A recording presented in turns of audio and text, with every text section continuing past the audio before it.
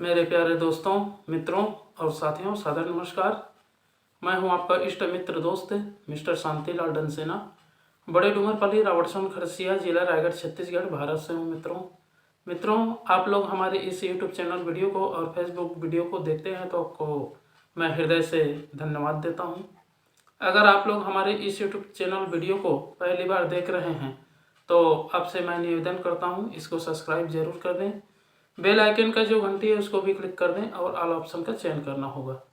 मित्रों, हमारे इस यूट्यूब चैनल वीडियो को और फेसबुक वीडियो को देखते हैं तो शुरू से अंत तक जरूर देखें, सुने, समझें, अनुभव भी करें। मन कहे उचित लगे, अच्छा लगे तो आप हमें एक लाइक जरूर दें और इष्ट मित्रों के पास शेयर भी करें।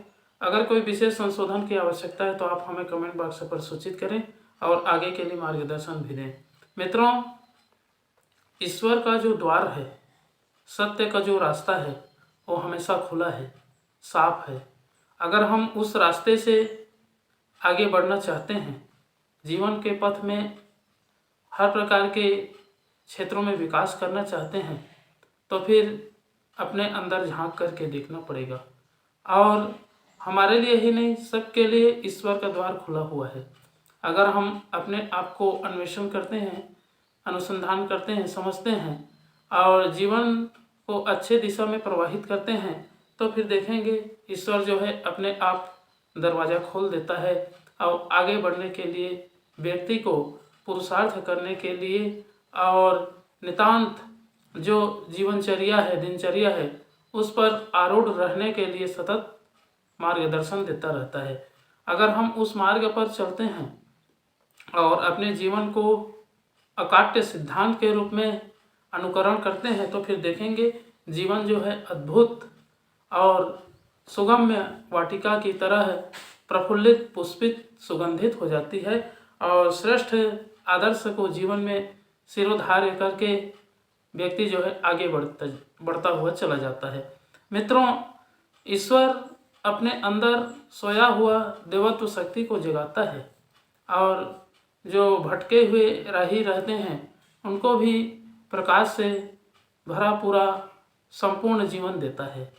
हम अपने अस्तित्व को जब तक समझते नहीं हैं, जानते नहीं हैं, तो फिर जीवन उत्कृष्टता की ओर आगे नहीं बढ़ पाती है।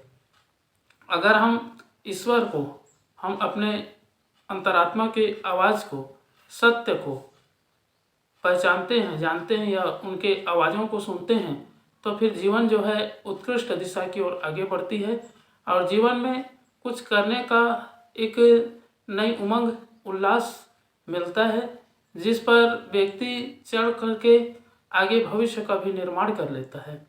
मित्रों, जब तक हम ईश्वर का दर्शन नहीं करते हैं तब तक अधूरा रहते हैं। जीवन में कोई श्रेष्ठ कार्य करने का शुभ अवसर ढूंढते रहना और अपने आप को कुंठित बना करके रखना, ये सबसे बड़ा अभिशाप है। हम अपने आप को समझने के लिए, जानने के लिए सतत अभ्यास करते रहें, सत्य साहित्यों का अध्ययन भी करते रहें, जिससे आत्मा में जो सोया हुआ देवत्व शक्ति है वो जागृत होता है, परिणत होता है और आगे चल के समय का भी अनुशासन के साथ में सुव्यवस्थित रूप से अनुपालन होता है और श्रेष्ठ मार्ग पर व्यक्ति चलता है। जब तक हम अपने दृष्टिकोण को, अपने लक्ष्य को एक दिशा की ओर प्रवाहित नहीं करते हैं तो फिर जीवन जो है अंधकार में ही फंसा रहता है। एक दीपक से दूसरा दीपक जलता है। सनाह सनाह करके हम छोटे छोटे आदतों को सुधारें, धीरे धीरे सुधारें और भविष्य में अच्छे अनुकरणीय आदतें हैं उनको सिरोधार्य करके आगे बढ़ने का प्रयास करें तो जीवन की सफल दिशा उत्पन्न होती है और मार्ग प्रशस्त भी होती है। मित्रों, जब तक हम ईश्वर जो दिया है स्वच्छंद खुला वातावरण, आकाश, अगर इस आकाश में हम स्वच्छंद रूप से प्रतिक्रिया करते हैं तो देखेंगे हम जैसा सोचते हैं वैसा अणु परमाणु के रूप में विचार जो है हमारे मस्तिष्क में विद्यमान होती है और उसी के अनुरूप हमारे जीवन शैली, क्रियाकलाप अपने आप में प्रकट होते हैं। तो मित्रों, अगर हम ईश्वर के समीपता में पहुंचने का प्रयास करते हैं और उसके खुले दरवाजे में जाना चाहते हैं, तो अपने विचारों को, भावों को, लक्ष्यों को केंद्रित करना पड़ेगा और जीवन को एक नई दिशा देना पड़ेगा। और नई दिशा देने के लिए ईश्वर ने जो हमें मार्गदर्शन दे रहा है उसका अनुसरण करना पड़ेगा। और मार्गदर्शन के लिए एक आधार है गायत्री महामंत्र। अगर हम गायत्री महामंत्र का उच्चारण करते हैं तो नित्य प्रति हमें शुद्धि का अनुभव होगा और जीवन जो है परम लक्ष्य को भी प्राप्त होगा। तो आइए मित्रों, एक बार गायत्री महामंत्र और संपुट के साथ में महामृत्युंजय मंत्र का उच्चारण मेरे साथ साथ में करने का प्रयास करेंगे। ओम भूर्भुवः स्वः तत्सवितुर्वरेण्यं भर्गो देवस्य धीमहि धियो यो नः प्रचोदयात्। उस प्राण स्वरूप, दुखनाशक, सुख स्वरूप, श्रेष्ठ, तेजस्वी, पापनाशक, देव स्वरूप परमात्मा को हम अपनी अंतरात्मा में धारण करें।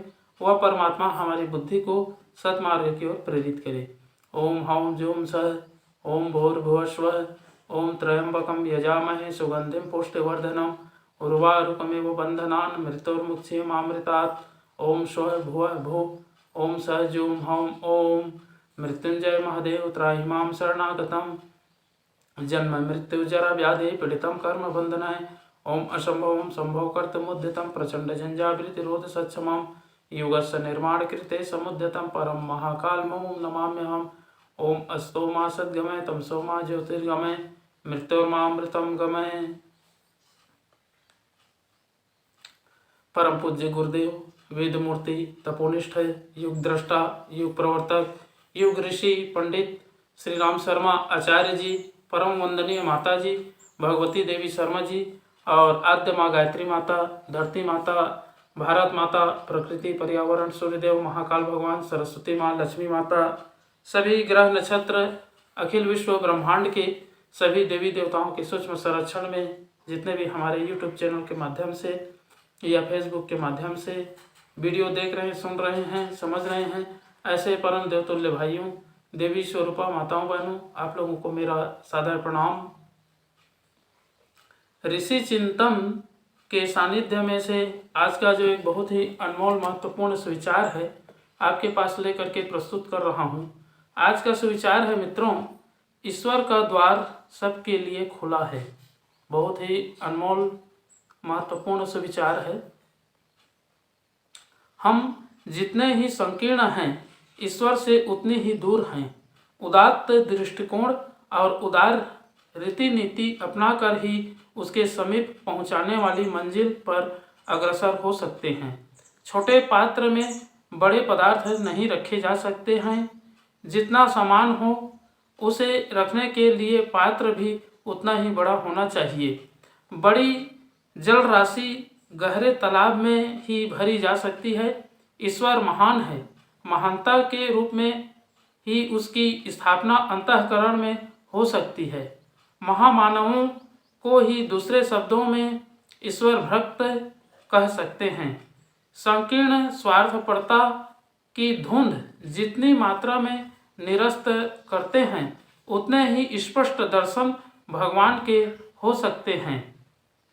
मित्रों, ईश्वर खुला आकाश है, कोई व्यक्ति नहीं। हम आकाश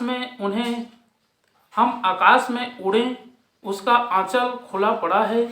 आकाश हमें खींचकर ऊपर नहीं उड़ाएगा। अपना लक्ष्य और प्रयत्न हो तो साधन बन जाएंगे। समुद्र न तो नदियों को बुलाता है और न रोकता है। कोई नदी चाहे तो तालाब में रुक जाए, कोई चाहे तो बहती चले और समुद्र में मिल जाए। ईश्वर को प्राप्त करने के लिए उसे समझना आवश्यक है। मिन्नतें करके और मनौती मनाने की उलझी पगडंडी पर चलकर उस तक नहीं पहुंचा जा सकता। उदात्त चिंतन और परिष्कृत व्यक्तित्व के राजमार्ग पर चलकर ही हम परम प्रभु तक पहुंचा जा सकता है, जिसे पाना हमारा जीवन लक्ष्य है। बहुत बहुत धन्यवाद मित्रों। अगले बार नए विचार लेकर के नए वीडियो के साथ में आपसे फिर मुलाकात करेंगे। सादर नमस्कार।